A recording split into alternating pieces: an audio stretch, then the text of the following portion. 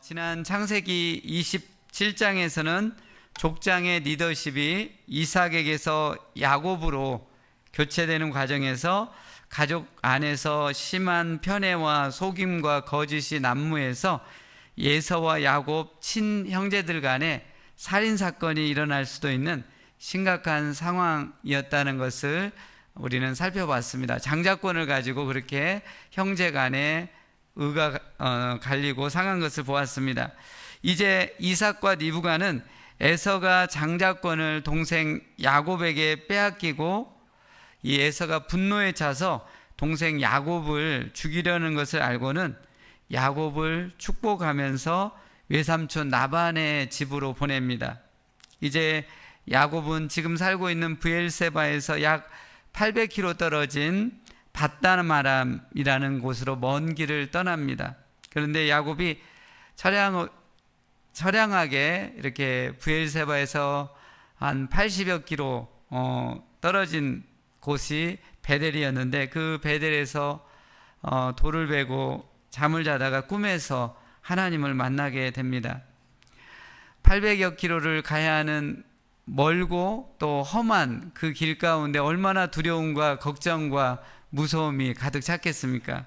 근데 하나님이 그 꿈속에서 야곱을 지켜주시고 또 함께 하시겠다고 또 다시 이 가나안 땅으로 돌아오도록 해주시겠다라는 약속의 말씀을 주십니다. 그리고 이 야곱이 그 베델에서 하나님을 만나고 서원을 하고 헌신하고 있는 것이 오늘 창세기 28장의 내용입니다.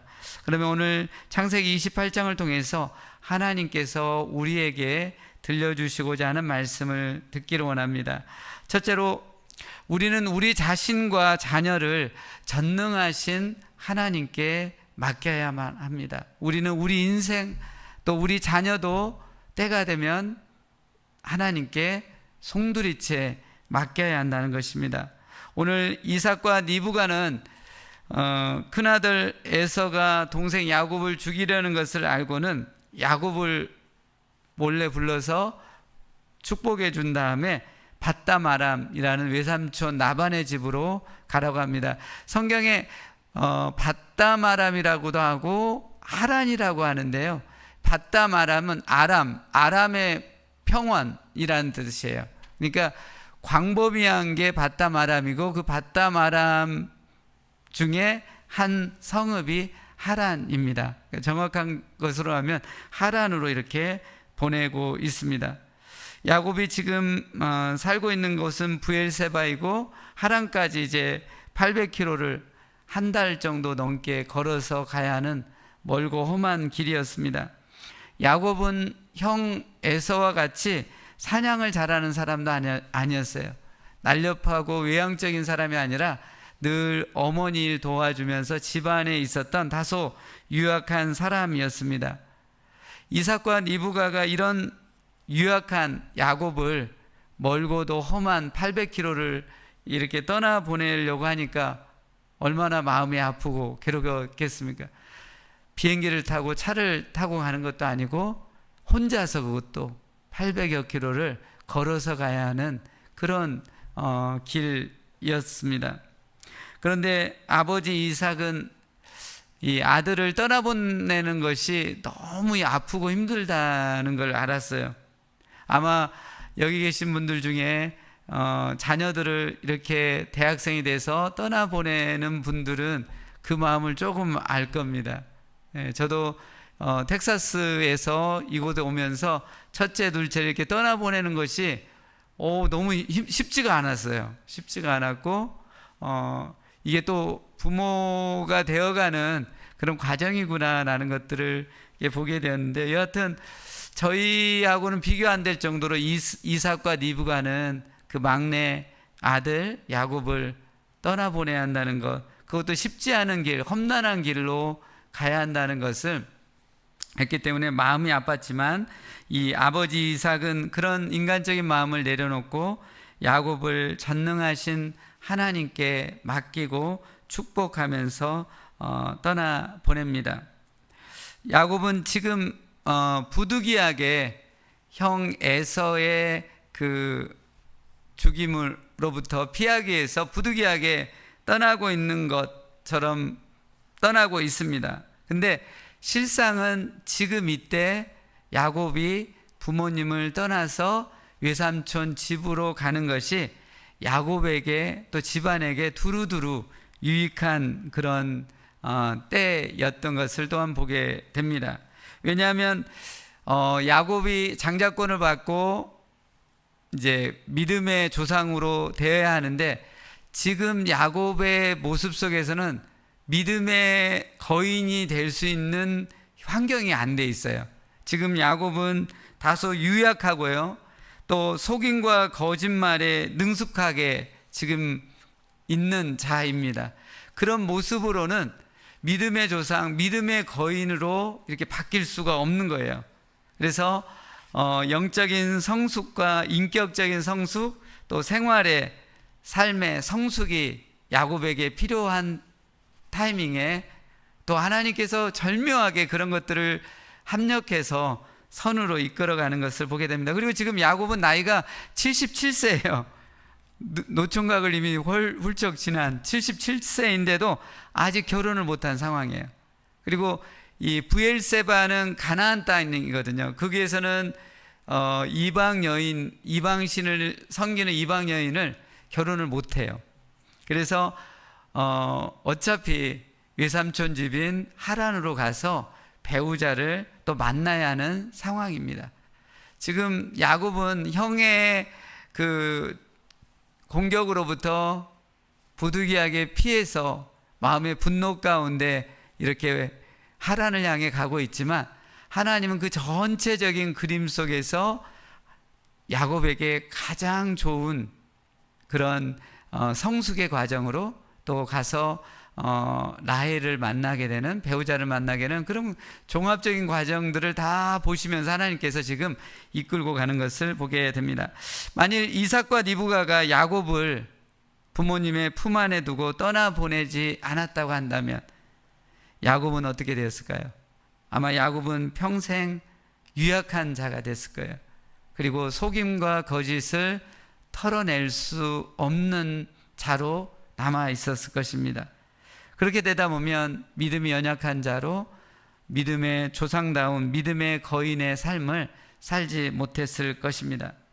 그래서 야곱이 믿음의 조상으로 하나님의 큰 복을 받는 사람으로 성장하고 성숙하게 되기 위해서는 지금 이 타이밍에 부모님의 보호를 떠나서 이제 하나님의 직접적인 보호와 인도를 받아야 하는 그런 상황인 것입니다.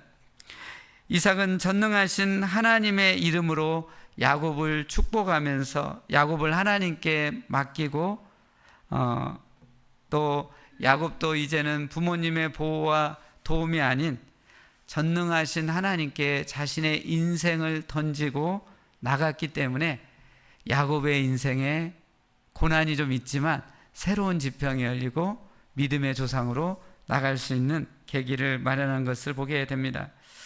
이런 과정을 통해서 우리가 볼 수 있는 것은 부모인 우리는 여러분의 자녀를 전능하신 하나님께 맡겨야 한다는 것입니다. 그리고 그 자녀에게 하나님의 크신 은혜와 복이 임하게 해달라고 기도해야만 합니다.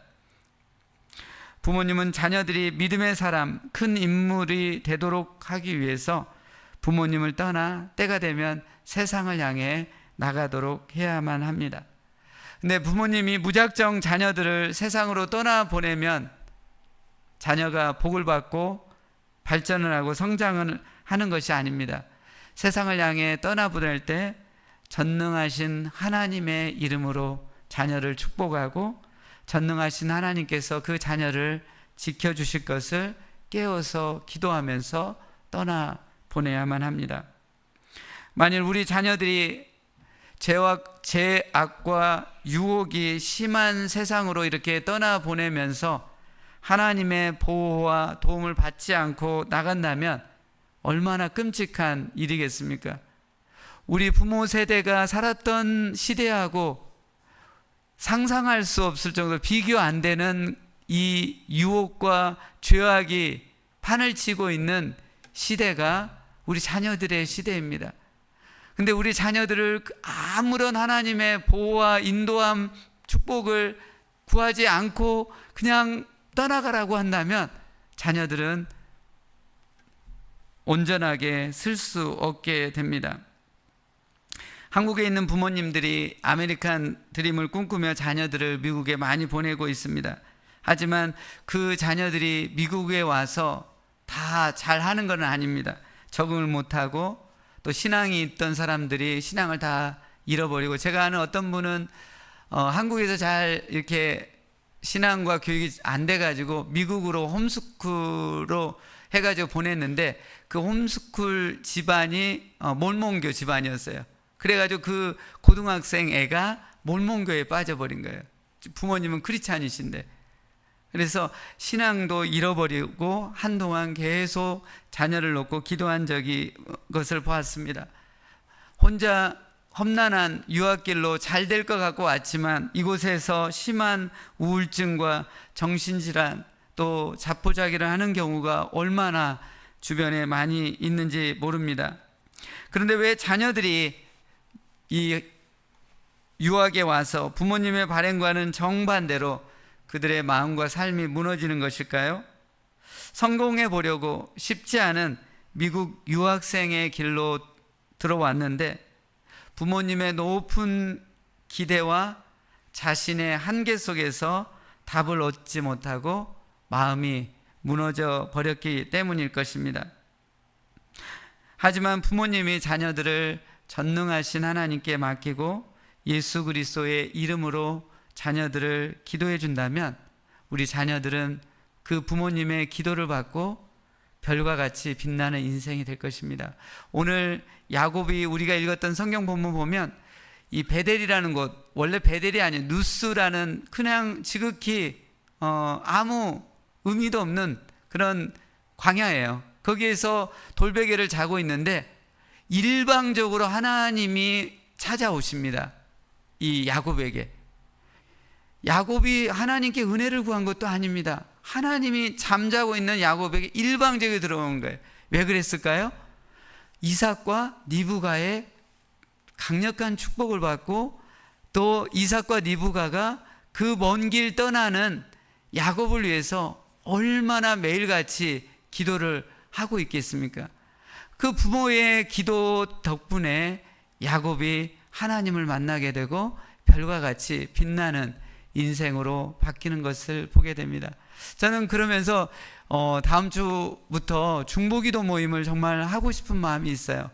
그래서 저 혼자도 하도 되지만 소수의 사람들부터 해서 정말 우리 교회 모든 교인 명단을 가지고 같이 기도하면서 정말 우리 교회가 기도 가운데 한 사람 한 사람이 하나님의 은혜를 받는 역사들, 또 교인들도 기도하지만 우리가 품고 있는 가족들 또 부모님들을 놓고 집중적으로 기도하는 그런 시간을 통해서 정말 하나님의 역사들을 함께 경험하고자 하는 마음이 있습니다. 제가 몇 주 전에 주일 예배에도 잠깐 얘기한 적이 있는데, 제가 달라스에서 사역을 할 때 함께 섬겼던 이 30대 중반의 부목사님이 최근에 캘리포니아에 있는 큰 규모의 교회 담임 목사님으로 청빙을 받아서 갔습니다. 그 교회 담임 목사님은 지금 한 70세 정도 돼서 이제 은퇴를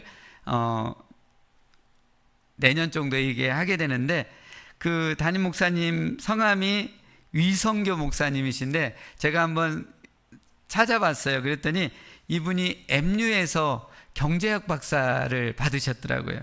근데 경제학 박사를 받았음에도 불구하고 목회자의 소명을 받고는 1989년도에 캘리포니아로 가서 그쪽에서 개척을 하고 남침내 한인교회 총회장도 할 정도로 굉장히 큰 규모로 목회를 잘 하셨던 분이었습니다. 제가 오늘 주목하고 싶은 분은 현재 담임 목사님 후임으로 가게 된 30대 중반의 목사님이십니다. 그 젊은 목사님은 초등학생 때 그렇게 개구장이었대요. 그렇게 장난꾸러기. 그래서 늘 목사님하고 사모님이 학교에 교무실에 불려가는 정도로 늘 장난꾸러기인데 남을 때리고 남에게 상처를 주는 그런 괴물 같은 장난꾸러기, 아주 소문이 자자할 정도로. 그래서 이 자기 아버님 어머니가 담임 목사님 사모님인데 이 목사님 사모님들이 얼굴을 들지 못할 정도로 개구장이었어요. 그래서 보니까 이분이 중학교 때 미국에 유학을 오는데 아마 제가 봤을 때는 그 부모님이 이 한국에서 얘는 안 되겠다 해가지고 그냥 미국으로 혼자 보내버린 거예요. 그래가지고 미국에 홈스쿨 해가지고 이렇게 보냈는데, 여하튼 이 개구쟁이 장난꾸러기가 말썽꾸러기가 미국에 와가지고 조금씩 혼자 있으면서 하나님을 이렇게 알게 됐어요. 그리고 늘 중학교 때부터 그 목사님하고 사모님, 아버님 어머님이 전화할 때마다 귀에 딱쟁이가 질 정도로 했던 말이 뭐였냐면, 일체 성적은 한 번도 물어보지 않았다고 하더라고요. 성적은 한 번도 안 물어보고, 너 오늘 어디 성경 봤니? 너 성경 읽었니? 너 오늘 기도는 어떻게 했니? 그것만 물어봤대요. 늘 영적인 건강을 늘 체크했대요. 일체 다른 그런 것은 성적이나 그런 것은 학업적인 건 얘기 않고. 근데 이 목사님이 그렇게 초등학교 때 학교에서 유명했던 그런 장난꾸러기가 이 미국에 와가지고 하나님을 뜨겁게 만나고 또 집중력을 가하게 해가지고 아이비리그를 가게 됩니다. 동부에 있는. 그래서 어머니가 아주 음악가세요. 그 목사님이. 그래서 이분이 바이올린으로 이 아이비리그 대학에 갔다가 졸업하고는 목회에서 이분이 콜링을 받습니다. 그래서 예일대 신학교를 나오고 또 사우스 웨스턴 제가 나왔던 남침내 신학교를 나와가지고 침례교 이렇게 목사 안수를 받고 침례교회 사역을 하는데, 사실 이 목사님의 부모님은요, 한국의 서울에서 감리교회 큰 교회의 목사님이에요. 담임 목사님. 그러니까 감리교로 가면은, 또 감리교는 서열이 따라가기 때문에 큰 교회에서 목회를 할 수 있는, 자동으로 할 수 있는 것이 있음에도 불구하고 소신 있게 자기는 침례교가 가장 성경적이라는 그런 확신을 갖고 침례교 목사가 되었고, 지금 침례교회에서 이렇게 목회를 하는데, 달라스에도 청년부 사역을 너무 잘 이렇게 일으켰고, 결국은 캘리포니아로 잘 좋은 교회로 이렇게 청빙을 받아서 가는 것을 보았습니다. 저는 이 목사님하고 젊은 목사님의 부모님이 중학교 때 한국에서는 더 이상 안 되겠다 하면서 하나님께 기도하고 하나님께 중학생을 미국으로 멀리 태평양을 건너서 이렇게 하나님께 맡기고 드렸기 때문에 이 젊은 목사님이 제대로 하나님을 만나고 또 인격과 실력들이 갖춰진 것을 볼 수가 있었습니다. 사랑하는 성도 여러분, 전능하신 하나님께서 여러분과 여러분의 자녀들 가운데 일하시고 역사하실 때, 그때 하나님의 은혜가 임하고 놀라운 영적인 성장이 일어나게 됩니다. 그러기에 우리는 전능하신 하나님께서 일하시고 역사하실 수 있도록 우리는 우리 자녀들 또 우리 인생을 하나님께 맡겨드려야만 합니다. 우리가 우리의 인생과 우리 자녀들을 꽉 붙잡고 있다고 한다면 하나님의 역사가 일어나지 않을 것입니다. 새로운 변화가 일어나지 않을 것입니다. 하지만 기도로 우리의 인생과 우리의 자녀들을 전능하신 하나님께 내어 맡길 때 하나님께서 역사하시고 일하시고 새로운 변화를 일으켜 주시리라 확신합니다. 두 번째로 오늘 창세기 28장을 통해서 우리에게 들려주고자 하는 말씀은 우리는 개인적으로 하나님을 만나야 한다는 것입니다. 우리는 개인적으로 하나님을 만나야만 합니다. 오늘 금요 예배 가운데 나오셨는데 한 주간 힘들고 또 고단한 몸이지만 이 밤에 이곳까지 나온 이유는 하나님을 만나기 위해서 우리는 이곳에 모인 줄로 믿습니다. 우리가 개인적으로 하나님을 만나야 새로운 힘을 얻게 되고 인생의 문제와 어려운 상황을 돌파할 수 있는 힘을 얻게 됩니다. 야곱이 지금 브엘세바에서 한 며칠 걸어서 한 85km 떨어진 누스라는 지역에 왔습니다. 이제 그곳에서 잠을 취합니다. 야곱이 혼자서 광야길을 걸어야 했으니까 얼마나 마음이 괴롭겠습니까? 괴로울 뿐만 아니라 얼마나 무서웠겠습니까? 혼자서 광야길을 가야 하니까. 그리고 지금 아버지 이삭의 말씀에 순종해서 터벅터벅 가고는 있지만 지금 이 루스라는 지역에서 돌을 베고 자는데 호텔에서 자는 것도 아니고 밖에서 야외에서 혼자 자야 되니까 얼마나 두려움이 엄습했겠습니까? 근데 그런 이 두려움 가운데 야곱이 이 멀고 험한 길을 800km 떨어진 하란까지 갈 수 있을까? 그런 두려움과 괴로움 속에서 잠을 취하고 있는데 그 잠을 자다가 꿈속에서 하나님을 만나게 됩니다. 하나님께서 이 꿈속에서 환상 가운데 하나님을 보게 되는데 꿈속에서 보니까 땅과 하늘을 잇는 층계가 있는데 천사들이 그 층계를 오르락내리락 하고 그 층계 맨 위에서 하나님께서 야곱에게 들려주시는 말씀을 야곱이 듣게 됩니다. 하나님께서 야곱에게 이런 말씀을 주십니다. 지금 야곱이 누워있는 이 땅을 너에게 주겠다고 합니다.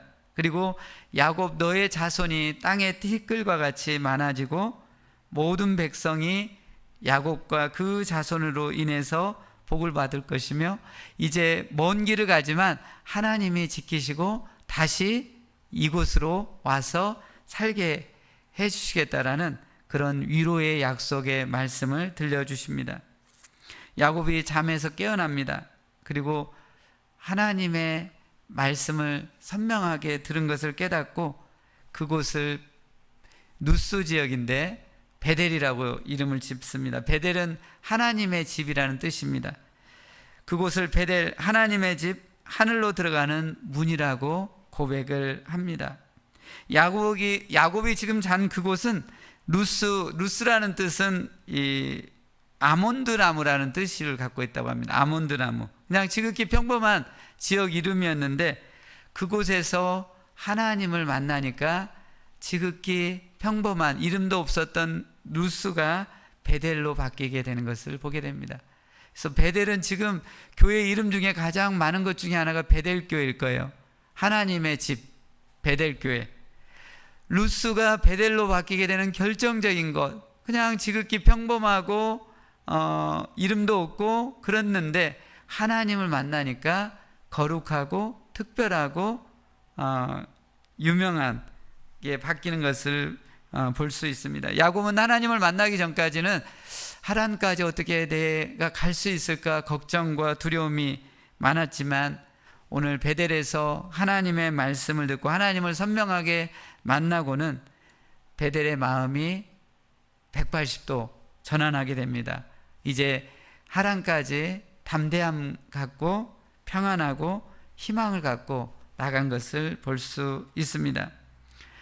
야곱이 지금 처한 장소나 여러 가지 환경은 그대로입니다. 단 한 가지 바뀐 것이 있다면 조금 전에 전날 밤에 꿈속에서 하나님의 말씀을 선명하게 듣고 하나님을 만났다는 그 차이인 것입니다. 하나님을 만나면 평범하고 지루하고 절망적인 것이 새롭고 특별하고 희망적으로 바뀌게 됩니다. 하나님을 만나야만 합니다. 하나님의 역사가 일어나야만 합니다. 우리 개인에게, 우리 가정에게, 우리 교회에게 하나님의 능력이 임하고 하나님의 역사가 임하고 하나님의 영광이 임할 때 문제가 해결되고 잡음이 그치고 평강의 역사가 일어나는 것입니다. 사랑하는 성도 여러분, 여러분은 여러분이 지금 처한 상황에 만족하고 기뻐하고 감사하고 있습니까? 여러분이 지금 하고 있는 일에 만족하며 기뻐하며 감사하고 있습니까? 혹 여러분이 지금 처한 현재 상황에 기뻐하고 감사하고 만족함이 없다고 한다면 왜일까요? 여러분이 처한 문제와 상황이 쉽지 않기도 하겠지만, 그 상황과 문제가 쉽지 않기도 하겠지만, 더 근본적인 것은 여러분 자신 안에 한계가 있고 문제가 있다는 것입니다. 우리 인생이 쉽지 않다는 거죠. 험난한 인생길인데 우리 사람은요, 어떤 한계와 문제가 있냐면 우리는 너무 연약해요. 그리고 우리 너무나 부족하고 우리는 너무나 생각에 악한 생각들이 또 너무나 많아요. 이런 우리 자신의 한계와 문제점을 안고서 이 험난한 인생길을 가려고 하니 얼마나 부딪히고 얼마나 괴롭고 얼마나 힘이 듭니까? 우리 힘으로 인생을 헤쳐가려고 하다 보니까 괴로운 거예요. 인생이 쉽지 않은 것입니다. 그러기에 우리가 어떻게 할까요?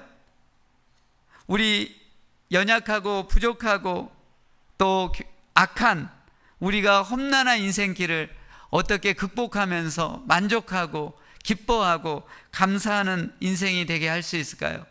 한 가지 유일한 방법은 전능하신 하나님을 만나는 것입니다. 문제가 크면 클수록 환영하십시오. 왜? 하나님을 만날 수 있는 계기가 되는 거예요.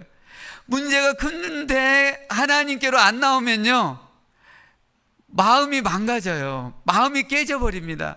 하지만 문제가 크면 클수록 하나님께 더 매어 달려서 하나님을 붙잡는다고 한다면 우리의 심지가, 믿음의 깊이가 달라질 것입니다. 새로운 차원으로, 새로운 클래스로 가게 될 것입니다. 근데 많은 사람들이 어떤 역경과 문제가 있을 때 인간적인 방법으로만 하려고 그래요. 그러니까 신앙이 계속 껍데기를 벗지 못해요. 새로운 차원으로 들어갈 수 없어요. 우리가 험난한 인생길에 혹여나 큰 문제와 상황 앞에 처했을 때 이것을 해결할 수 있는 유일한 방법은요, 전능하신 하나님을 만나야 한다는 것입니다. 전능하신 하나님께 나아가 우리의 상처와 오해와 연약함과 악함과 교만함을 다 고백하고 우리 마음을 정결하게 하고 하나님께 들려주시는 그 말씀을 받아야만 합니다. 그때 우리는 능력을 받고 승리하는 삶을 살 수가 있어요. 아까 우리 찬양팀에서 찬양을 하는데, 내가 산을 향하여 눈을 들리라. 나의 도움이 어디서 올까? 나의 도움은 천지를 지으신 여호와에게서로다. 이걸 왜 제가 이렇게 외울까요? 오늘 새벽에 제가 하나님 주신 말씀이었어요. 그래가지고 이걸 외운 거예요.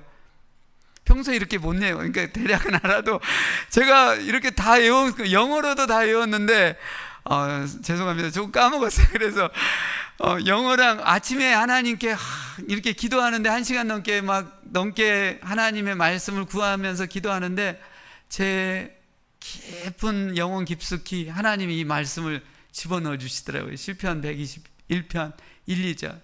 내가 산을 향하여 눈을 들리라. 나의 도움이 어디서 올까? 나의 도움은 천지를 지으신 여호와에게서로다. 이 말씀이 오늘 저의 말씀이었는데 우리 정만준 선사님이 딱 이 말씀을 선포하면서 찬양을 하고 또 찬양이 끝날 때 담임 목회자인 저를 위해서 기도하는 걸 보면서 우리 정만준 선사님 영적인 센스가 대단하다. 진짜 사역자구나. 보통 센스가 아니에요. 어떻게 저의 그런 것들을 살필 수가 있을까? 네, 말씀까지 찬양으로까지 굉장한 사역자구나. 사역자가 되려면 센스가 있어야 하거든요. 영적인 센스가. 너무 젊은 사역자인데 너무 센스가 있는 것 같아요. 네. 무슨 말? 네, 하여튼 센스가 있어야 한다는 건. 근데 하나님을 만나야만 합니다. 하나님을 만나고 천지 지으신 그 하나님 앞에서 우리 어떤 문제나 어떤 상황이 그렇게 클까요? 우리가 가장 크다고 하는 그 문제가 천지, 우주, 만물을 지으신 그 하나님 앞에서는 아무것도 아닐 거예요. 이 우주가 얼마나 광대합니까? 우리의 상상을 뛰어넘는 이 우주를 만드신 그 하나님 앞에서 우리의 그 문제가 무슨 문제가 될까요? 하나님 앞에. 그러니까 우리는 하나님을 만나야 돼요.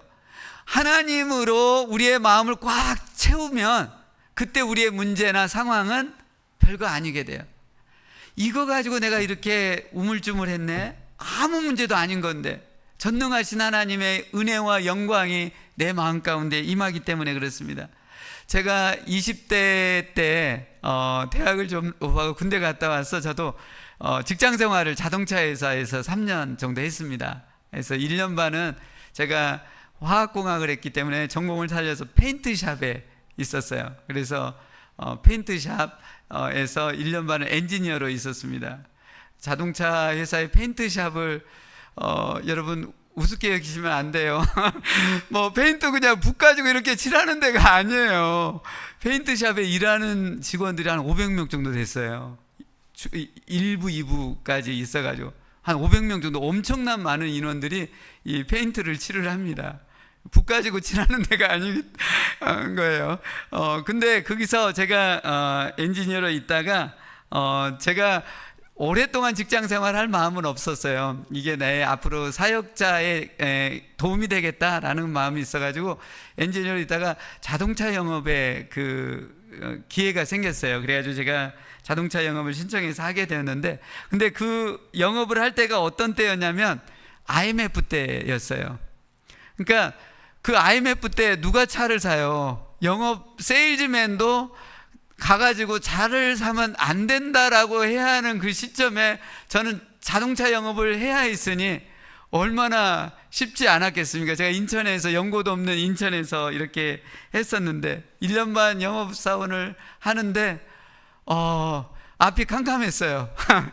앞이 안 보이더라고요, 이 IMF 때. 근데 한 달 반 하는데 하나님께서 매달 괜찮은 실적들을 이렇게 낼 수 있도록 상황을 이렇게 이끌어가게 해주셨습니다. 근데 한 번 1년만 하면서 한 번, 그때가 10월 달로 생각이 되는데 10월 달에는 한 대도 파지를 못했어요. 그래서 10월 30일이 됐는데 한 대를 못 팔았어요. 근데 제가 자동차 영업을 하면서 어떤 다짐을 했냐면 하나님 앞에, 하나님, 저는 전능하신 하나님을 의지하고 기도하면서 이 영업을 합니다. 그리고 제 성격에 좀 사기를 확 후려쳐야 영업도 할 수 있는 것 같은데, 제가 또 지금도 그런데 그때는 얼마나 순진하게 보였겠어요. 그러니까 뭐 정직하게 하다 보니까 오직 하나님만 믿고 합니다라고 했는데 이렇게 나갔기 때문에 근데 10월 달이었는데 말일이라도 한 대도 차를 판매를 못했어요. 그래서 이번 달은 실적 없이 그동안 온 적이 없는데 무실적인가 하다가 밤에 어디를 갔냐면, 제가 인천에서 차를 운전해 가지고 안양에 있는 안양에 갈멜산 금식기도원이 있어요. 안양 시내에서 얼마 가면 제가 그 갈멜산 금식기도원에 가가지고 철야를 했습니다. 그리고 철야 기도의 제목 한 가지는 딱 하나 이거였어요. 하나님, 자동차 한 대만 팔게 해주세요. 그게 저의 딱 한 가지 기도, 다른 거 없어요. 저는 그 철야하는 것이 딱 한 가지였어요. 제가 하나님의 자존심을 걸고 전능하신 하나님 믿고 지금 하고 있는데 하나님이 무능력하게 보이시면 안 됩니다 하면서, 그때 당시는 기도원마다 기도굴이 있었어요. 개인 기도굴이 수십 개가 산 밑에다. 그래가지고 기도굴에 들어가가지고 처량하게 기도를 시작했습니다. 하나님, 아시죠? 자동차 한 대 하고 계속 기도를 했습니다. 기도를 하고 또 뭐 회개할 것도 막 회개도 하고 여러 가지 하다 등등 하다가 제가 그러다가 또 피곤하니까 또 자기도 하다가 깨기도 하다가 하면서 새벽 2시 반까지 그렇게 기도굴에 이렇게 들어갔었어요. 한 번 하면은 끝까지 기도해야 하니까, 응답이 올 때까지. 그리고 근데 2시 반 정도에 하나님께서 제 마음에 한 사람을 확 생각나게 해주신 거예요. 인천에 사는 한 사람을 확 생각나게 해주셔가지고, 이 사람이면 되겠구나 라고 해가지고 2시 반에 응답을 받고는 빨리 해가지고 다시 인천에 있는 집으로 와가지고 아침에 샤워하고 해가지고 그 사람을 오전에 만나러 갔어요. 그런데 그분이 딱 기다리고 있다는 듯이 그 계약을 딱 해주시는데, 그 사람을 통해서 그날 제가 세대를 10월 31일 날 토요일 날 그것도 세대를 판매를 할 수가 있었습니다. 만약 제가 10월 30일 날 그 금요일 날 밤에 처량하게 집에 돌아와 가지고 괴롭고 낙심하면서 하나님을 원망하고 했다고 한다면 저에게 그날은 마라의 쓴물과 같은 아주 힘든 날이, 괴로운 날, 그리고 실패한 날이 됐을 것입니다. 하지만 그날 잠을 안 자고 기도굴에 들어가서 새벽까지 하나님 앞에 응답이 올 때까지 기도해서 그런 역사가 일어났기 때문에 그것은 나에게 있어서 하나님을 만난 날이었고 승리의 날로 변화시킨 것을 볼 수 있습니다. 사랑하는 성도 여러분, 문제가 크고 상황이 절망적일 때 그냥 그대로 그 문제와 상황을 만나면요, 우리 마음과 삶은 망가지고 깨지게 됩니다. 하지만 그 문제와 상황과 비교할 수 없을 정도로 크신 전능하신 하나님 앞에 나아가서 우리의 상황과 마음을 아뢰고 간절히 기도하면서 하나님의 은혜를 받는다면 새로운 반전의 역사, 역전의 역사가 일어나게 될 것입니다. 그렇기 때문에 우리는 더 깊이 하나님의 응답이 올 때까지 기도하고 은혜를 구하고 하나님의 말씀을 받을 수 있기를 원합니다. 하나님의 말씀이 우리 심령 가운데 그냥 쉽게 뚝 떨어지지 않아요. 제가 오늘 시편 120편 1, 2절을 받았다고 했잖아요. 그거 그냥 잠깐 기도해가지고 뚝딱 그렇게 받을 수가 없어요. 왜냐하면 우리 마음이 너무나 무게감, 괴로운 것들이 많거든요. 그것들이 하나하나 빠져야 돼요. 그래야 하나님이 옥토바 가운데 말씀이 임하는 거지, 우리 마음이 딱딱하게 세상의 염려와 걱정과 두려움과 죄악과 교만함으로 가득 차 있는데 하나님의 말씀이 떨어져도 감지를 못해요. 저도 오늘 기도하는데 1시간만 2시간 그렇게 하고 나서 그 말씀을 받은 겁니다. 쉽게 그냥 하나님의 말씀이 오지 않아요. 전심으로 하나님을 찾고 찾아야 하나님을 만나는 거지, 그냥 가만히 있으면 떨어져도 받을 수가 없어요. 왜냐하면 지금 우리 마음이 너무 상해 있거든요. 우리 마음이 너무나 거칠어져 있거든요. 분노가 있거든요. 이런 것들을 하나님의 은혜로, 찬양으로, 말씀으로 이렇게 옥토밭으로 갈아엎을 때, 우리 마음이 잠잠해질 때, 우리 마음이 고요해질 때, 정결하게 돼 있을 때, 그 타이밍에 하나님이 귀한 진주와 같은, 보석과 같은 그 말씀을 주시는 거예요.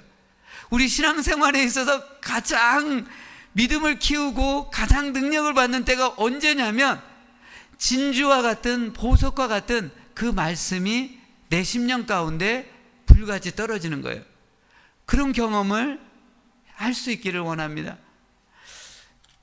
그렇게 하나님을 만날 때 새로운 반전의 역사, 또 역전과 희망이 일어나는 것들을 보게 됩니다. 마지막으로 오늘 창세기 28장에서 우리는 하나님께 서원을 해야 한다는 것입니다. 야곱은 전능하신 하나님을 뜨겁게 선명하게 만난 이후에 지금 서원을 하고 있습니다. 서원이라는 것은 우리 입술을 통해서 우리 자신을 하나님께 바치는 거예요. 단순한 맹세로만 그치는 것이 아니라 제물을 드리거나 특정한 결단을 하면서 하나님께 우리 자신을 바치는 것이 서원입니다. 서원은 하나님께 맹세를 통해 드리는 약속이기 때문에 신앙의 발전을 일으키는 좋은 계기가 되고 방법입니다. 하지만 서원하고 지키지 않으면 신앙의 발전이 없을 뿐만 아니라 오히려 눌림과 죄책감에 빠지게 됩니다. 그래서 성경은 서원을 금지하지는 않습니다. 근데 무작정 하라고도 하지 않아요. 그러니까 서원을 하되 신중하게 하고 이 서원을 지킬 것을 말씀해 주고 있습니다. 저도 콜롬비아 한인 침례교회에 올 때 하나님께서 서원할 수 있는 상황으로 저를 몰고 가셨어요. 그래서 저는 하나님께 서원하고 우리 교회에 왔습니다. 그래서 제가 쉽게 우리 교회를 떠날 수 없어요. 여러분이 쉽게 떠날 수 없어요. 네.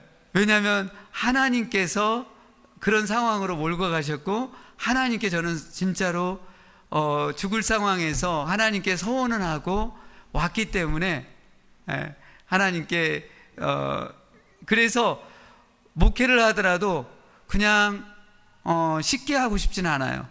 적당히 하고 싶지는 않습니다. 뼈를 묻을 각오라고 하면 여러분들이 무서워서 도망갈지는 모르겠지만 제가 지금 계속 드라이브를 걸고 있어요. 처음에 우리 교회 새벽 기도가 없었잖아요. 근데 4월 달에 부활절 마치고 5월 초부터 새벽 기도를 했고요. 금요 기도회도 10시까지 지금 기도회 하고 있잖아요. 다음 주부터는 또 성경 공부도 해야 하고 또 중보 기도 모임도 해야 하고 더 모임을 만들 수 있으면 만들고 싶어요.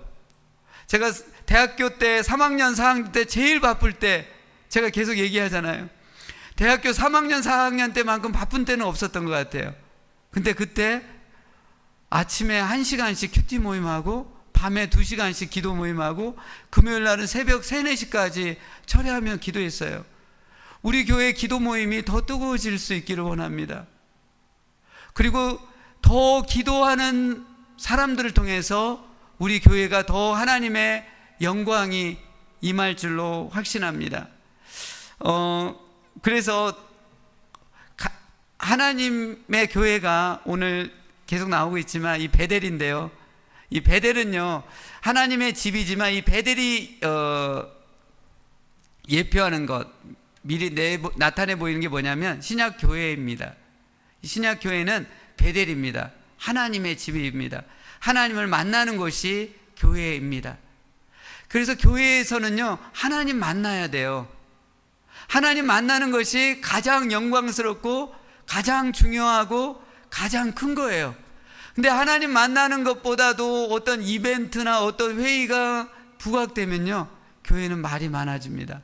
상처를 받게 됩니다. 인간은 그렇게 연약할 수밖에 없는 존재이기 때문에 그렇습니다. 그래서 오늘 이 야곱을 보면 야곱이 하나님을 뜨겁게 만난 이후에 하나님께 자신의 신앙 고백을 합니다. 그리고 하나님께 3가지 소원을 드리는 것을 볼 수 있습니다.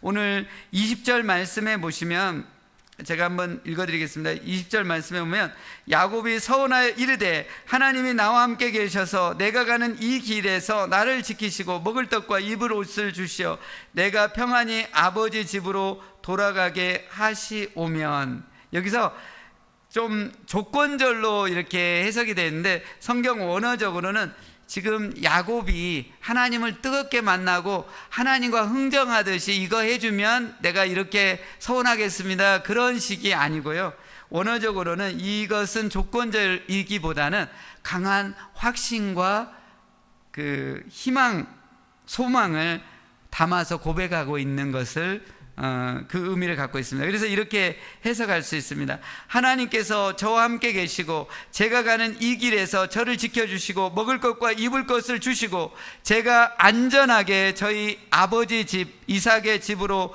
돌아가게 해 주실 것을 간절히 바랍니다.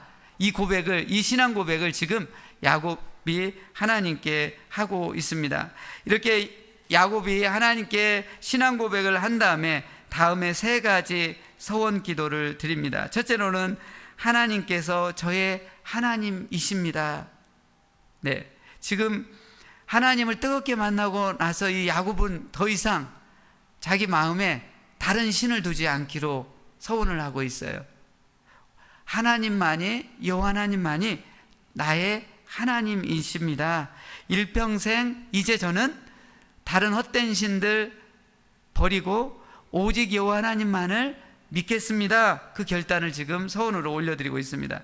두 번째로 야곱이 서원하고 있는 건 뭐냐면 지금 돌베개를 자고 있던 그 돌을 세워서 기둥을 세웠는데 이 기둥으로 세운 이 돌이 하나님의 집이 되게 하겠습니다.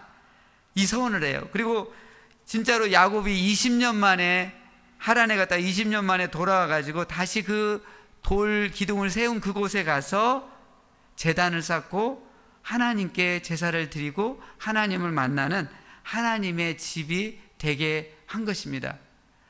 그 서원을 20년 만에 다시 돌아와서 이 베델에 가서 제단을 쌓고 예배를 드리고 하나님을 만나는 그 집이 되게 하고 있습니다.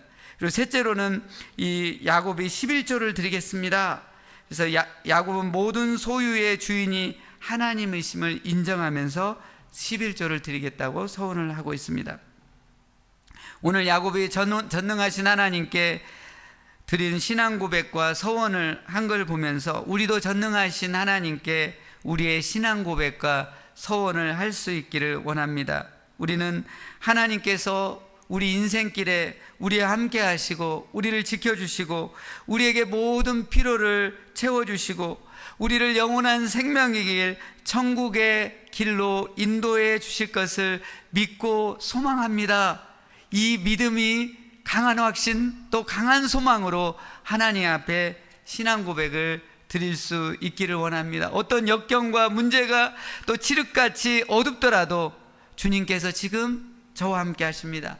주님이 저를 지키시고 주님이 이 상황을 합력해서 선을 이루시며 인도하시고 영원한 생명의 길 천국으로 인도해 갈 것을 믿습니다 라는 고백을 드릴 수 있기를 원합니다.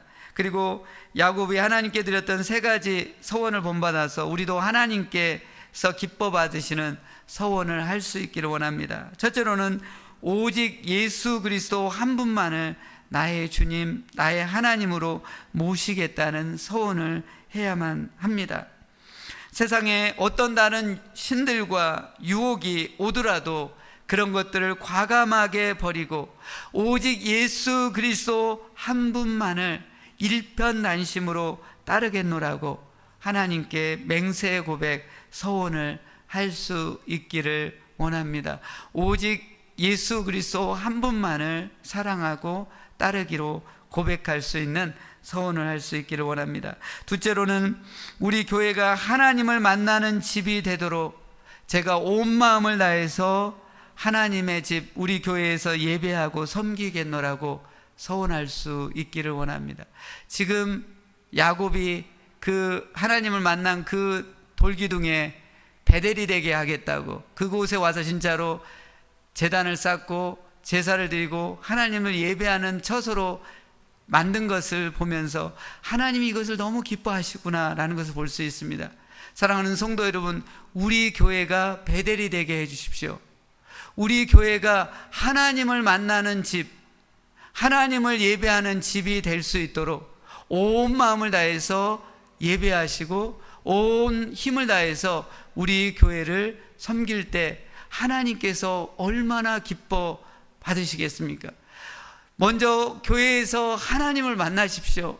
예배 가운데 가장 간절한 소망함을 가지고 식지 않는 열정을 가지고 계속해서 집중력을 가지고 우리 교회 예배 가운데, 금요 이 예배 가운데, 주일 예배 가운데 여러분 한 사람 한 사람이 하나님을 만나는 그 집중력이 모아질 때 여러분 주위에 있는 분들이 그곳에 같이 편승해서 들어오게 될 것입니다. 그러나 한 사람 한 사람이 이탈하는 순간 더 많은 사람들이 모이지 못하게 될 것입니다.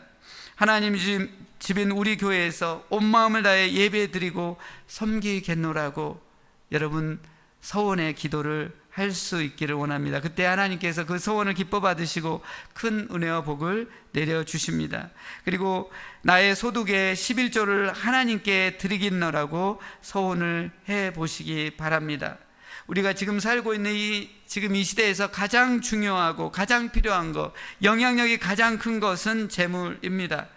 예수님은 재물의 힘이 하나님의 힘과 비교를 할 정도로 막강함을 인정하셨습니다. 마태복음 6장 24절에 너희가 하나님과 재물을 겸하여 섬기지 못하느니라고 했습니다.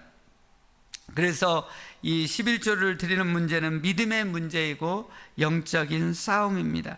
전능하신 하나님을 굳게 믿고 귀하고 중요한 재물을 과감하게 하나님께 드릴 때 하나님이 기뻐 받으시고 특별한 은혜와 복을 부어주심으로 여러분의 믿음의 또 신앙에 놀라운 진보가 일어날 것입니다. 오늘 창세기 28장은 베델, 하나님의 집으로 유명한 곳입니다. 평범한 그 루스라는 곳이 하나님을 만남으로 인해서, 하나님을 뜨겁게 만남으로 인해서, 하나님의 말씀을 뜨겁게 받음으로 인해서 그곳이 가장 거룩한 땅, 가장 특별한 땅, 기적의 땅으로 바뀌는 베델이 된 것을 볼 수 있습니다. 저는 우리 교회가 하나님을 뜨겁게 만나는 그 교회가 되길 원합니다. 우리 교회 성도님들 중에 예배 가운데, 우리 교회 가운데 기도하면서 응답받고 하나님을 뜨겁게 만나는 분들이 계속해서 나올 수 있기를 원합니다. 그런 은혜가 우리 교회 가운데 일어날 수 있도록 함께 기도하며 나가면 좋겠습니다. 이 시간 함께 기도하시겠습니다. 이 시간